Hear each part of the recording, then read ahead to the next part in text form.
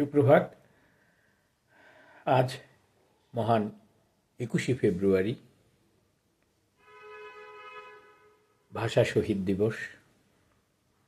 আজ থেকে ৭৪ বছর আগে এই দিনে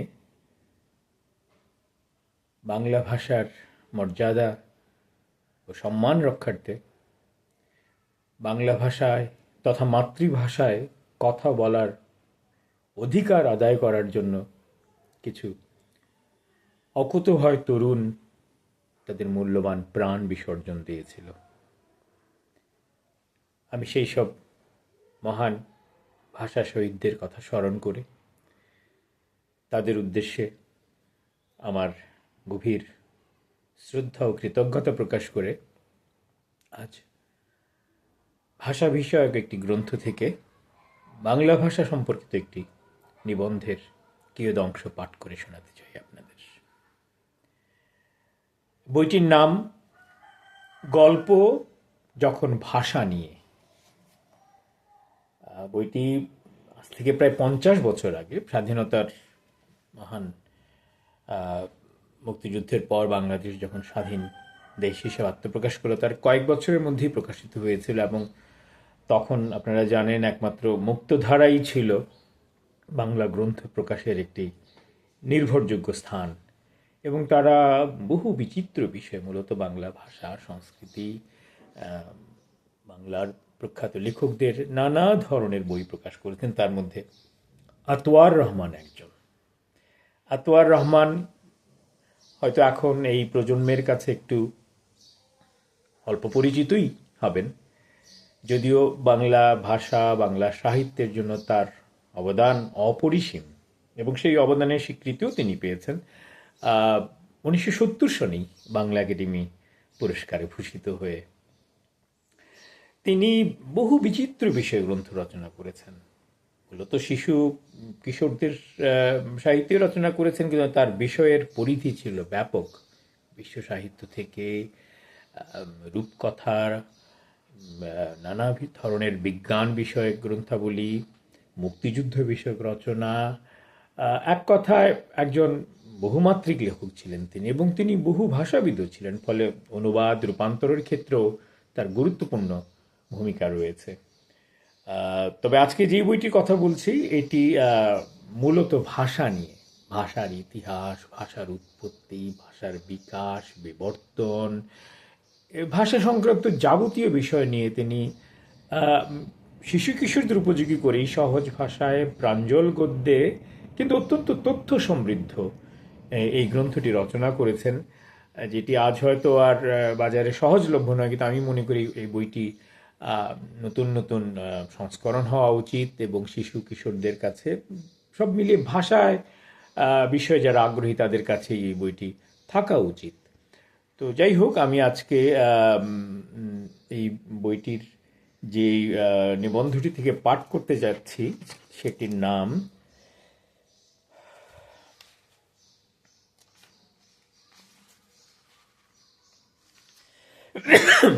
মোদের গরব মোদের আশা। বুঝতেই পাচ্ছেন আজকের দিনটির জন্য, আজ 21শে ফেব্রুয়ারির জন্য একটি অত্যন্ত প্রাসঙ্গিক এবং উপযুক্ত নিবন্ধ। সেখানকার শেষ দুটো পৃষ্ঠা আমি পাঠ করি, যার ভিতর দিয়ে তিনি ভাষা সংক্রান্ত তার চিন্তাভাবনা প্রকাশ করেছেন এবং বাংলা ভাষার প্রতি, ভাষা শহীদদের প্রতি তার শ্রদ্ধাঞ্জলি নিবেদন করেছেন। এবং আমিও একই উদ্দেশ্যে এই রচনাটি আজকে নির্বাচন করেছি আমার ভিডিও গ্রন্থালাপ আয়োজনের জন্য। তাহলে শুরু করা যাক। আতওয়ার রহমান রচিত গল্প যখন ভাষা নিয়ে গ্রন্থ থেকে মোদের গরব মোদের আশা শীর্ষক নিবন্ধের শেষাংশটুকু পাঠ করছি। ডক্টর মোহাম্মদ শহীদুল্লাহ বাংলা ভাষার জীবনকে 4টি যুগে ভাগ করেছেন। প্রথমটি হচ্ছে প্রাচীন যুগ, 650 খ্রিস্টাব্দ থেকে 1200 খ্রিস্টাব্দ পর্যন্ত। 1200 খ্রিস্টাব্দ থেকে 1350 খ্রিস্টাব্দ পর্যন্ত সন্ধি যুগ। তারপর মধ্যযুগ, যেটার বিস্তার 1350 খ্রিস্টাব্দ থেকে 1800 খ্রিস্টাব্দ অবধি। আর 1800 খ্রিস্টাব্দের পরে নব্য যুগ। এই যুগগুলির আবারও ছোট ছোট ভাগ আছে, কিন্তু সেসব আপাতত আমাদের কোনো দরকার নেই। তোমরা শুধু দেখো, তোমরা বলতে তিনি তার সেই উদ্দিষ্ট শিশু কিশোর পাঠকদের কথাই বলছেন, ওই 4 যুগে বাংলা ভাষার চেহারাটা কেমন ছিল। নমুনা হিসেবে শহীদুল্লাহ সাহেব একটি ছোট্ট খুব সহজ কথা নিয়েছেন, তুমি ঘোড়া দেখো।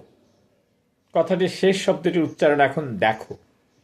উচ্চারণে আর লেখায় আগে অন্য শব্দগুলির চেহারা অন্যরকম ছিল। যেমন নব্যযুগের প্রথম দিক তুমি ঘোড়া দেখো, মধ্যযুগ তুমি ঘোড়া দেখো, সন্ধিযুগ আর প্রাচীন যুগ তুমহে ঘোড়া দেখো। বাংলা ভাষার এই পরিবর্তন হয়েছে ধীরে ধীরে, প্রথমে মুখের কথায়, তারপর লেখায়। আর পরিবর্তন শুধু উচ্চারণে বা বানানেই সীমাবদ্ধ থাকেনি। বাংলা যাদের ভাষা, তারা যুগে যুগে অন্য ভাষার বহু মানুষের সংস্পর্শে আসে। তার ফলে সেসব মানুষের বহু শব্দ বাংলা ভাষায় ঢুকে পড়ে। অনেক পুরনো চালু শব্দ আবার বাতিল হয়ে যায়, তাদের জায়গায় আসে বিদেশি শব্দ।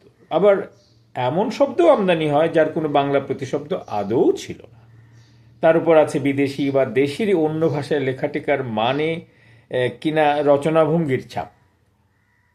বিশেষ করে অভট্ট সংস্কৃত, ফার্সি আর ইংরেজির। আবার ভাষা নিয়ে যাদের কারবার, যেমন কবি সাহিত্যিক আর পণ্ডিতরা, তারা দরকার পড়ে অনেক নতুন শব্দ বানিয়েও ফেলেন। এসবের ফলেও বাংলা ভাষার চেহারা অনেক পাল্টে যায়। কিন্তু পরিবর্তন যেমনি আর যেভাবেই হোক, বাংলা ভাষার ক্রমাগত উন্নতি ঘটেছে। আর তার মূলে আছে ভাষার চর্চা।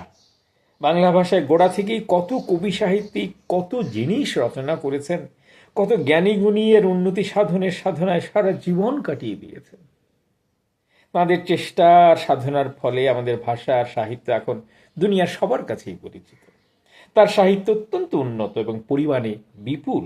বাংলার বয়সী খুব কম ভাষাতেই এত উন্নত এমন বিপুল সাহিত্য পাওয়া যাবে। এ ভাষায় যারা চর্চা করেছেন, তাদের সাধনায় প্রকাশ ক্ষমতার দিক থেকেও এর কিছু কম উন্নতি হয়নি। এমন কোনো বিষয় নেই, মানুষের এমন কোনো ভাব বা অনুভূতি নেই যা এখন তোমরা এ ভাষায় প্রকাশ করতে পারবে না। অথচ বাংলা ভাষায় তার সাহিত্যের চর্চায় কত লোক বাধা দিয়েছে, কিন্তু কারো বাধাই তার উন্নতি আটকে রাখতে পারেনি। সন্ধিযুগের পর মধ্যযুগের প্রথম দিকে এক শ্রেণীর লোকে বলতো, বাংলা ভাষায় যারা দেবদেবী আর পুরাণের কথা লেখে তারা সর্বনেশে, তারা নরকে যাবে। কিন্তু সেসব লোকের কথায় কেউ কান দেয়নি। বরং বাংলা ভাষার কবি বলেছেন, বাংলাদেশে জন্মেও যারা বাংলা ভাষাকে ঘৃণা করে তারা যেন দেশ ছেড়ে চলে যায়। আরও মজার কথা, ওই লোকগুলির আমলেই বাংলা ভাষার চর্চা জোরে সোরে শুরু হয়। ইংরেজরা তাদের স্বার্থে বাংলা ভাষার উন্নতিতে কিছুটা সাহায্য করেছিল, কিন্তু তারাও এই ভাষাকে সরকারি কাজকর্মে বা শিক্ষার মাধ্যম হিসেবে চালাতে চায়নি। তা সত্ত্বেও ইংরেজ আমলে বাংলা ভাষার সাহিত্যে খুব তাড়াতাড়ি উন্নতি করে। আধুনিক বাংলা ভাষা আর সাহিত্য তাদের সময়ই গড়ে ওঠে, আর সেই সময়ে বাংলা সাহিত্য সারা পৃথিবীর চোখে পড়ে। পাকিস্তানি আমলে বাংলা ভাষার সবচেয়ে বড় আর বেশি আঘাত আসে। তখনকার শাসকরা বাংলার রাষ্ট্রভাষা হওয়ার ন্যায্য দাবি না মেনে তাকে চরম অপমান করে। তারা বাংলা হরফ পর্যন্ত বদলে ফেলে তার জায়গায় কখনো আরবি কখনো রোমান হরফ চালাতে চেয়েছিল। বাংলা ভাষা আর সাহিত্যকে তারা ভাবত জাতীয়তা বিরোধী। এসবের ভেতর তারা তাই জোর করে আরবি, ফার্সি, উর্দু শব্দ আর তাদের ভাবধারা ঢুকিয়ে দিতে থাকে। কিন্তু তাদের সমস্ত কাণ্ড সত্ত্বেও বাংলার নিজস্ব হরফ বা আদর্শ আমরা ছাড়িনি। পাকিস্তানি আমলেও বাংলায় এমন সাহিত্য সৃষ্টি হয়েছে যা আমাদের কাছে গৌরবের বস্তু। এখন আমরা স্বাধীন, বাংলা আমাদের রাষ্ট্রভাষা, আমাদের শিক্ষার মাধ্যম। আমরা চেষ্টা করছি তাকে আমাদের জীবনের সকল কাজে লাগাতে, আমাদের জীবনের, আমাদের দেশের সব আশা, সব ইচ্ছেকে বাংলা ভাষায় রূপ দিতে। তার মাধ্যমে আমরা দুনিয়ায় জ্ঞান, বিজ্ঞান, সাহিত্য, সংস্কৃতি আর চিন্তার ক্ষেত্রে নিজেদের তুলে ধরব। আমাদের গর্বের ধন বাংলা ভাষা, আমাদের জাতীয়তার, আমাদের অতীত, বর্তমান আর ভবিষ্যতের এক প্রতীক। এসো, বাংলা ভাষার কবি অতুল প্রসাদের সাথে আমরা সবাই গলা মিলিয়ে বলি, মোদের গরব, মোদের আশা, আমরি বাংলা ভাষা। কি অসাধারণ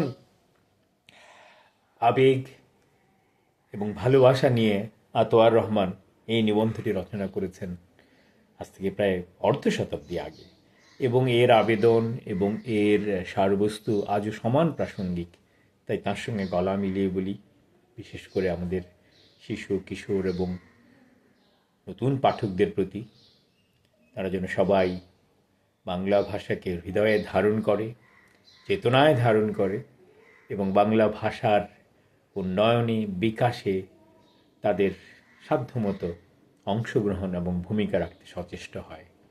তা সেটি সাহিত্যিক কর্মকাণ্ড, সামাজিক কর্মকাণ্ড, সাংস্কৃতিক কর্মকাণ্ড যেভাবেই হোক না কেন, আমার দৃঢ় বিশ্বাস এই বাংলার জন্য, এই ভাষার জন্য, মাতৃভাষায় কথা বলার অধিকার আদায়ের জন্য যে অকুতোভয় তরুণরা সেদিন প্রাণ দিয়েছিলেন নির্ভয়ে, নির্দ্বিধায়, অন্তত তাদের মহান আত্মত্যাগের প্রতি সম্মান জানিয়ে, তাদের স্বপ্নকে মর্যাদা দেখিয়ে আমরা আমাদের নতুন প্রজন্ম বাংলা ভাষাকে হৃদয়ে ধারণ করে তার চর্চায় মনোনিবেশ করবে নব উদ্যমে এবং তার বিকাশে এবং তার উন্নতি সাধনে সচেষ্ট এবং সচেতনভাবে তৎপর হবে।